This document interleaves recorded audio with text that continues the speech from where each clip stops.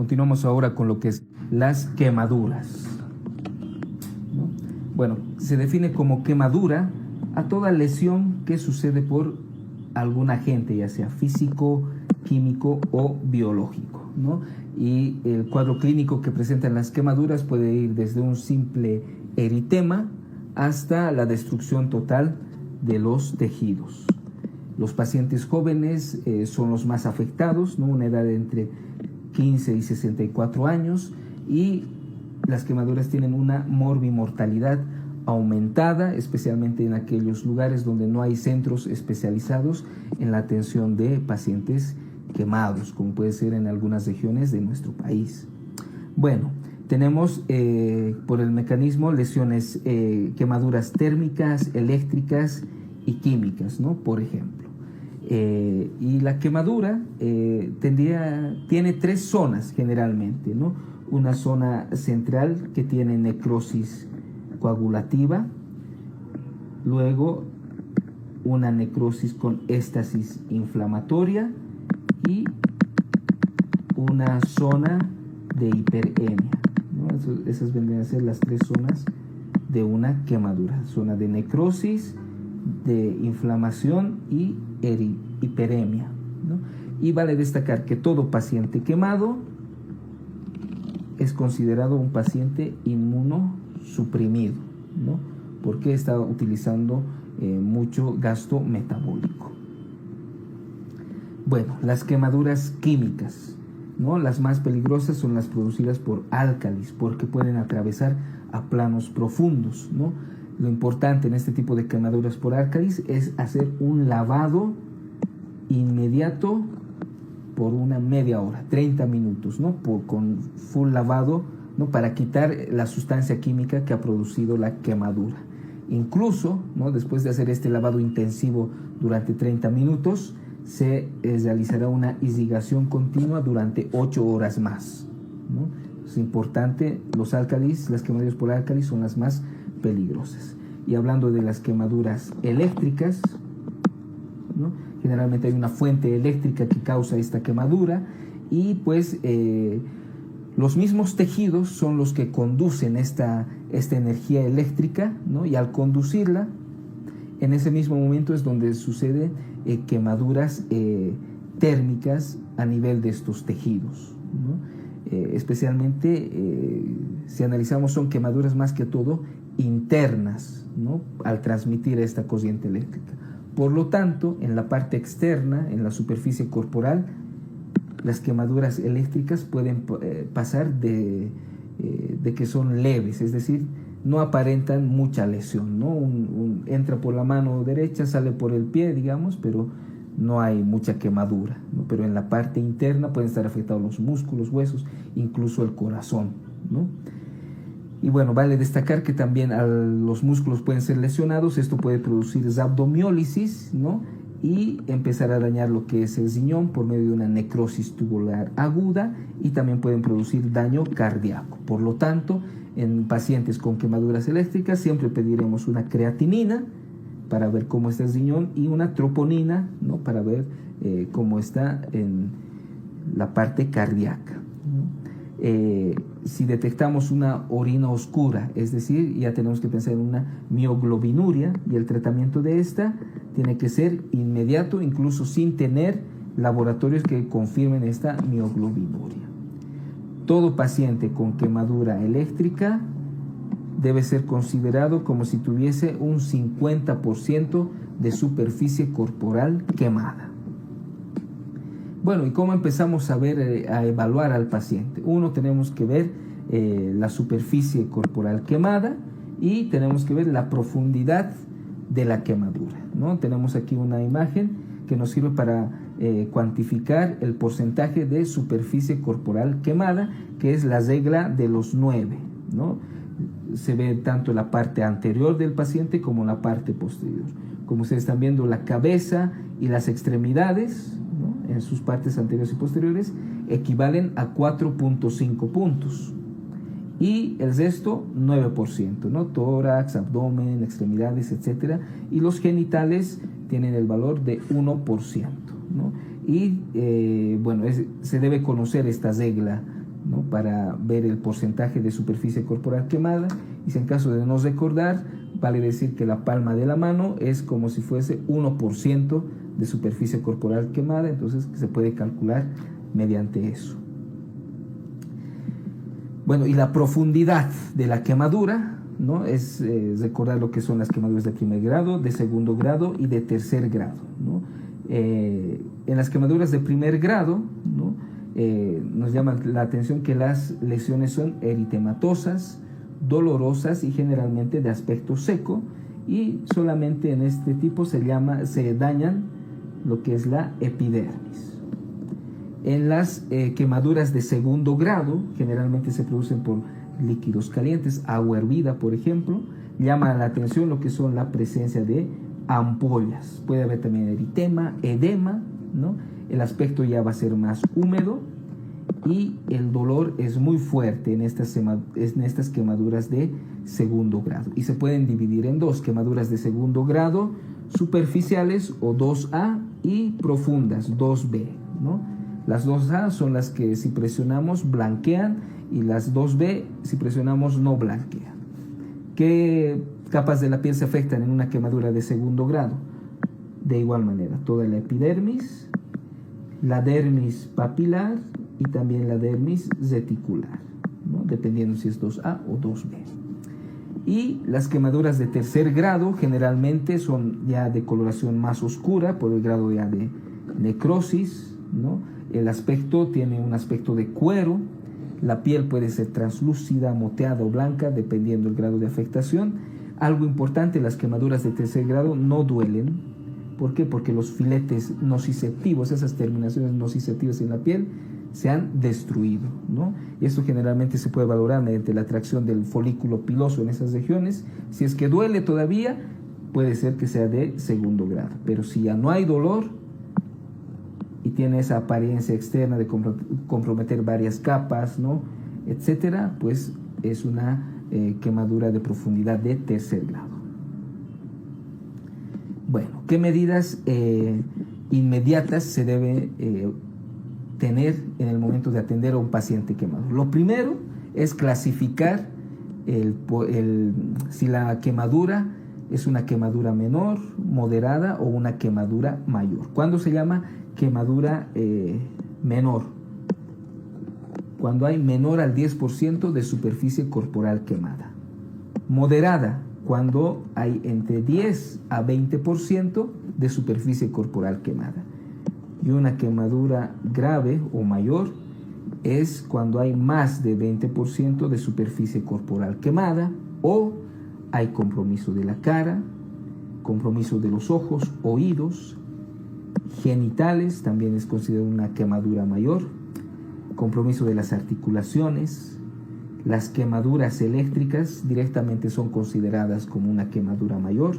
Las quemaduras de la vía aérea, cuando una quemadura también se acompaña de otro tipo de traumatismos, y las quemaduras en ancianos son también consideradas quemaduras mayores, ¿no?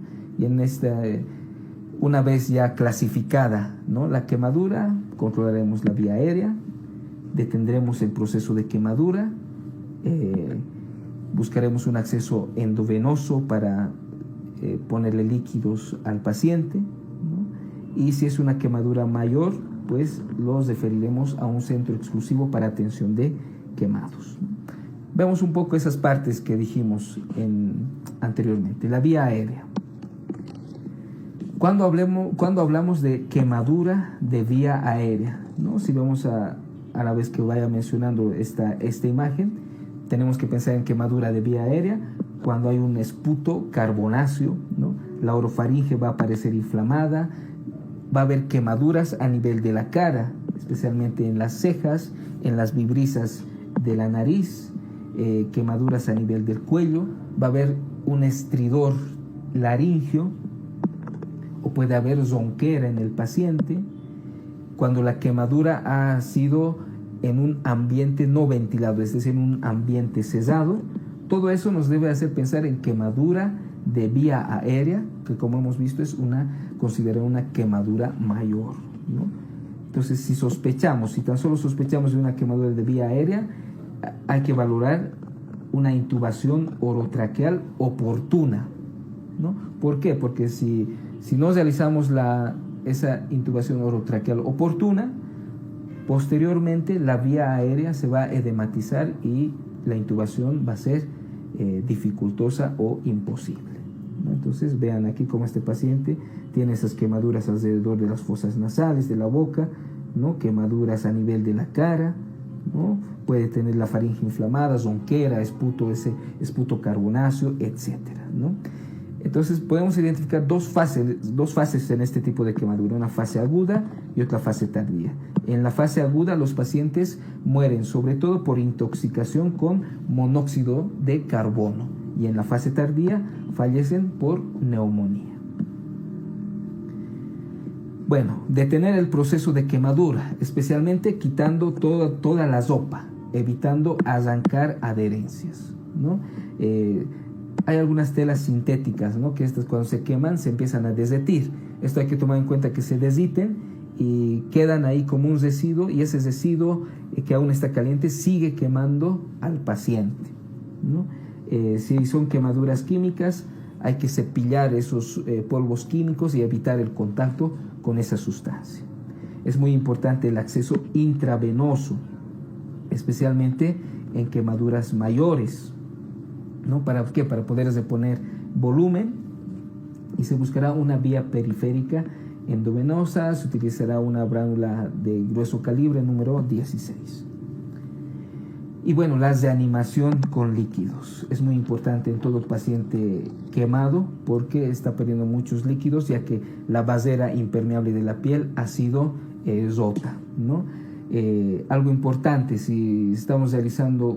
para saber si estamos realizando una buena deposición líquida es ver lo que es la diuresis horaria. Esto con la ayuda de una sonda vesical, ¿no? Y una buena diuresis horaria, ¿qué nos indica? Que el volumen sanguíneo que está circulando es adecuado.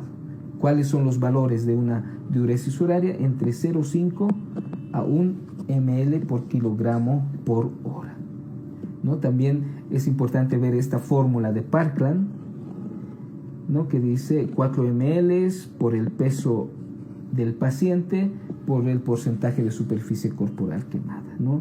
Esta fórmula de Parkland relaciona la cantidad de líquidos que requiere el paciente, pero según su porcentaje de superficie corporal quemada, como estamos viendo. El resultado final, o sea, la cantidad de líquidos que hay que poner al paciente, se lo debes de poner en 24 horas, pero de la siguiente manera.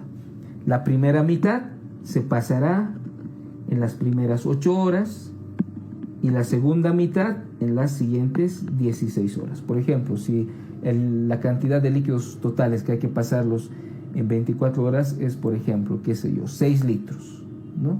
En las primeras 8 horas se pasarán 3 litros y en las siguientes 16 horas los otros 3 litros, ¿no? Por ejemplo, la solución más utilizada para estas deposiciones es la solución de Harman, y de cualquier manera esta deposición de líquidos se debe personalizar, ¿no? Individualizar a cada paciente según su gasto urinario, signos vitales, condición general, ¿no? Pero de inicio podemos iniciar con esta fórmula de Parkland. La analgesia, ¿es importante poner analgesia al paciente? Sí, ¿no? Pero vale destacar que muchas veces el paciente está muy ansioso, está muy inquieto, ¿no? Y por esa ansiedad, ¿no? Por esa inquietud que tiene el paciente quemado, se puede producir hipoxemia, hipovolemia, ¿no? Entonces, antes nosotros de poner analgésicos, si nosotros ponemos oxígeno e hidratamos al paciente, ¿no?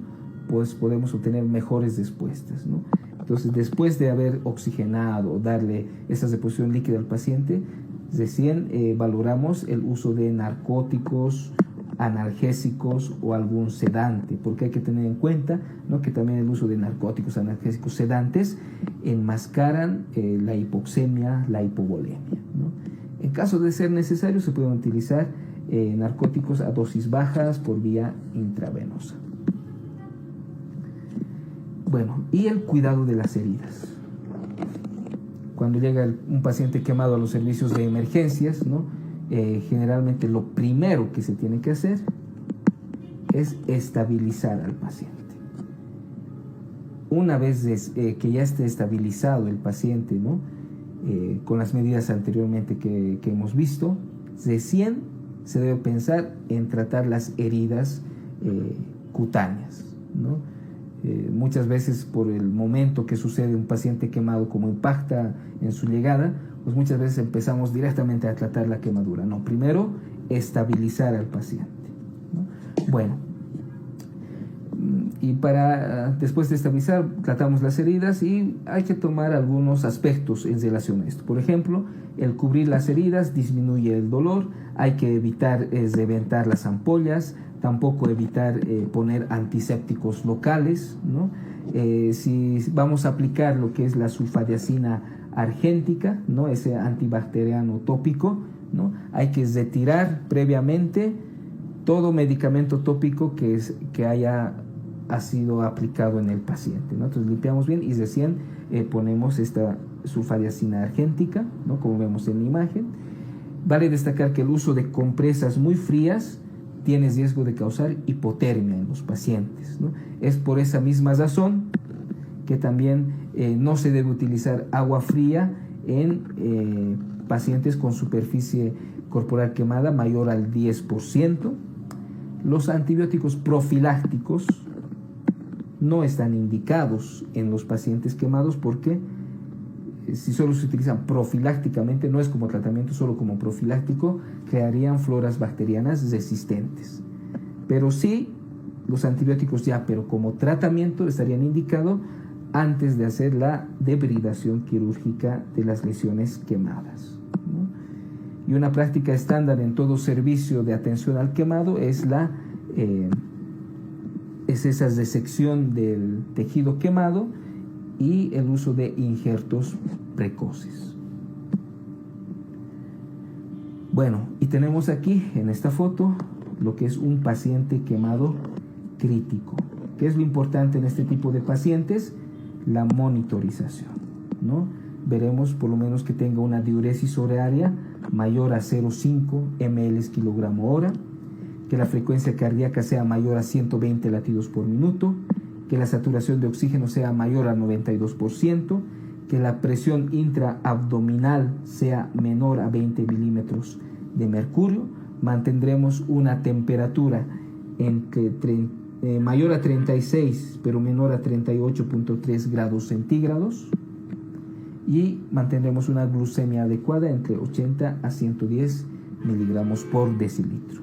¿Por qué? ¿Por qué vemos toda esta monitorización? Porque este tipo de pacientes se puede complicar con hipotermia, trombosis venosa profunda, síndrome compartimental, especialmente en quemaduras circunferenciales, ya sean en extremidades o tórax. Estas heridas circunferenciales pueden llegar a comprimir y causar un síndrome compartimental, ¿no? Ese dolor a los movimientos, una presión intracompartimental mayor a 30. Y como tratamiento de estas quemaduras circunferenciales se debe realizar una esclerotomía longitudinal lo más rápido posible. Otro tipo de complicación en este tipo de pacientes quemados críticos es la neutropenia, insuficiencia suprarrenal y las úlceras de Curling, ¿no? Esas úlceras gástricas en pacientes quemados que suceden por hipovolemia. Bueno, entonces este habría sido el resumen de este tema. Espero les sirva para su repaso.